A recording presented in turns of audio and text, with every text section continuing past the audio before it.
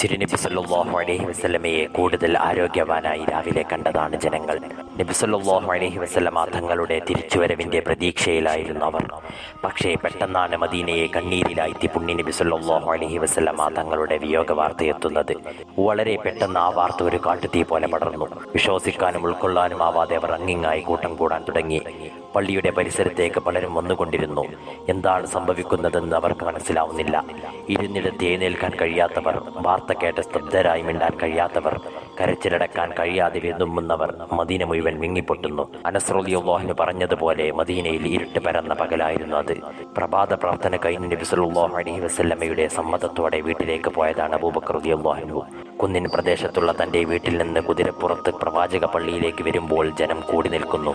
കുതിരയെ ഒരിടത്ത് കെട്ടി തിങ്ങിക്കൂടിയവരോട് ഒന്നും മിണ്ടാതെ അദ്ദേഹം മസ്ജിദ് നബവിയിലേക്ക് കയറി.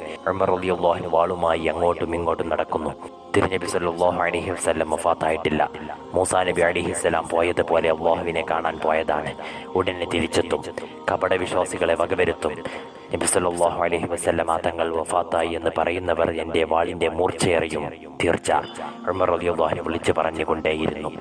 ജനക്കൂട്ടം സാലിം ഇബ്നു ഉബൈദിനോട് അബൂബക്കർ റളിയല്ലാഹുവിനെ വിവരം ധരിപ്പിക്കാൻ പറഞ്ഞു.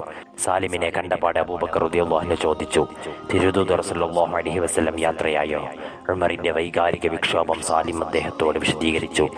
അബൂബക്കർ റളിയല്ലാഹു ആളുകൾക്കിടയിലൂടെ തന്റെ മകൾ കൂടിയായ ആയിഷയുടെ വീട്ടിനുള്ളിലേക്ക് പ്രവേശിച്ചു.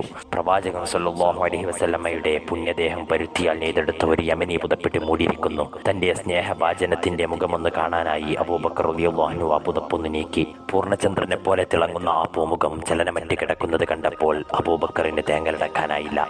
ഒരുപാട് ഓർമ്മകൾ അപ്പോൾ അബൂബക്കർ റളിയല്ലാഹുവിന്റെ മനോമുഖരങ്ങളിലൂടെ മിന്നിമറിഞ്ഞിട്ടുണ്ടാകണം. ചെറുപ്പത്തിൽ ആരംഭിച്ചതാണ് ഈ ആത്മബന്ധം. വിശ്വാസികളിൽ ഒന്നാമനായി, ഇസ്രാ യാത്രയിൽ സിദ്ദീഖായി, ഹിജറയിൽ ദാനി ഇദ്നൈനായി തന്റെ പ്രിയപ്പെട്ട മകളെ നബിയുടെ കയ്യിലേൽപ്പിച്ച ഭാര്യ-പിതാവായി അവസാനം ആ നബി സല്ലല്ലാഹു അലൈഹി വസല്ലമക്ക് പകരമായി നിസ്കാരത്തിന് നേതൃത്വം നൽകുന്ന ഇമാമായി വരെ എത്തി നിൽക്കുന്ന ആത്മബന്ധം. ഓർമ്മകളുടെ വേലിയേറ്റത്തിനിടയിൽ തിരുനബി സല്ലല്ലാഹു അലൈഹി വസല്ലമയുടെ രണ്ട് കണ്ണുകൾക്കിടയിൽ വിശാലമായ ആ നെറ്റിത്തടത്തിന്റെ ഒത്തനടുവിൽ നിറകണ്ണുകളോടെ അദ്ദേഹം തന്റെ ചുണ്ടുകൾ ചേർത്ത് വെച്ച് പല പ്രാവശ്യം ചുംബിച്ചു. അല്ലാഹുവിന്റെ ദൂതരെ, ജീവിച്ചിരുന്നപ്പോൾ അങ്ങക്കെന്തു സുഗന്ധം, മരണത്തിനും അങ്ങേക്കെന്തു സുഗന്ധം. നാഥൻ തങ്ങൾക്ക് നിശ്ചയിച്ച മരണം താങ്കൾ വരിച്ചു കഴിഞ്ഞു. ഇനി മറ്റൊരു മരണം അങ്ങയെ കാത്തിരിക്കുന്നില്ല. അതിനിടയിലും പുറത്ത് ജനങ്ങളുടെ പരിഭ്രാന്തി സിദ്ദീഖിനെ പിടിച്ചു കുലുക്കുന്നുണ്ട്. താൻ കൂടി ഈ പ്രതിസന്ധിയിൽ പതറിയാൽ അതിന് വലിയ വില നൽകേണ്ടി വരുമെന്ന് അദ്ദേഹത്തിനറിയാം. ഇനി അമാന്തിക്കാൻ സമയമില്ല. ജനങ്ങളെ കാര്യം ബോധ്യപ്പെടുത്തണം. അബൂബക്കർ റളിയല്ലാഹു വേഗം പള്ളിയിലേക്ക് നീങ്ങി.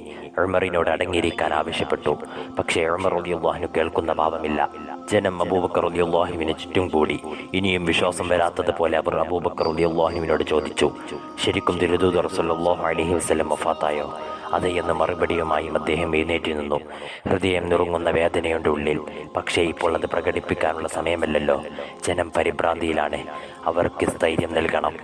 റബ്ബ് സുബ്ഹാനഹു വ തആല ഹബീബായ മുത്ത് റസൂലുള്ളാഹി സ്വല്ലല്ലാഹു അലൈഹി വസല്ലമ തങ്ങളുടെ കൂടെ അവിടുത്തെ ജന്നാത്തുൽ ഫിർദൗസിൽ ഒരുമിച്ച് കൂട്ടി അനുഗ്രഹിക്കുമാറാകട്ടെ. ആമീൻ.